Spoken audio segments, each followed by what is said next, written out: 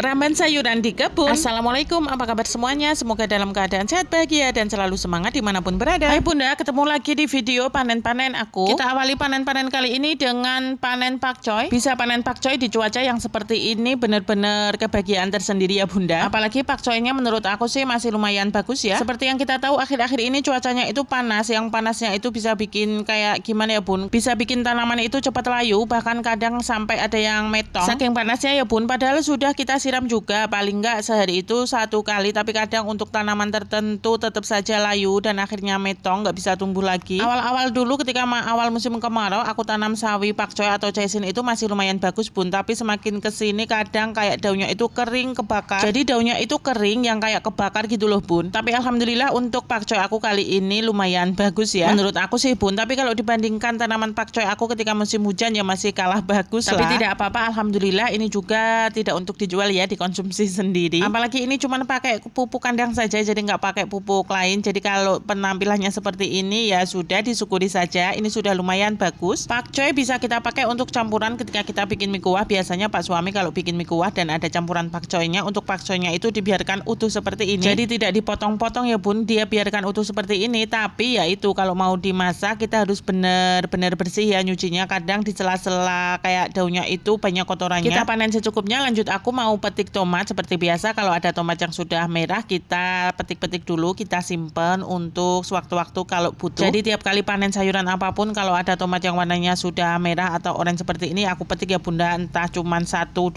atau 3 biji. Pokoknya apa-apa saja sayuran yang siap panen kita petik-petik ya selagi kita ada di kebun. Ya meskipun kebunnya sebenarnya tidak jauh juga dari rumah, cuma di belakang rumah, misal jalan palingan setengah menit. Oke lanjut, kita mau petik-petik juga terong lalap. Ini salah satu sayuran yang sering dipanen ya bunda, jadi panennya itu agak sering gitu, palingan 2 atau 3 hari sekali, tapi seringnya 2 hari sekali sudah ada yang siap panen. Kita nggak boleh telat panennya, soalnya kalau telat nanti warna terongnya bisa agak kuning, sudah tua itu bun, nggak bisa dimasak apalagi dimakan mentah gitu karena sudah nggak enak. Sudah ada yang tahu pohon terong lalap belum? Ya seperti inilah bun, jadi pohon terong lalap itu nggak tinggi ya, jadi dia pendek, batangnya itu lumayan banyak, sekalinya berbuah itu nggak bakalan berhenti, dan untuk buah dari tiap pohonnya itu lumayan banyak. Kalau kita punya sekitar 3 pohon atau 2 pohon saja lah pohon terong lalap seperti ini, kita sudah aman. Kalau dia sudah mulai berbuah, kita mau lalapan sewaktu-waktu tinggal petik saja. Bagi yang suka ya bunda lalapan dengan terong seperti ini, tapi kalau aku belum bisa misal dimakan mentah karena menurut aku rasanya kayak getir-getir begitu. Tapi beda lagi dengan pak suami. Kalau pak suami suka banget bunda, kadang kalau mau makan itu dia jalan dulu ke kebun sayur belakang rumah, petik beberapa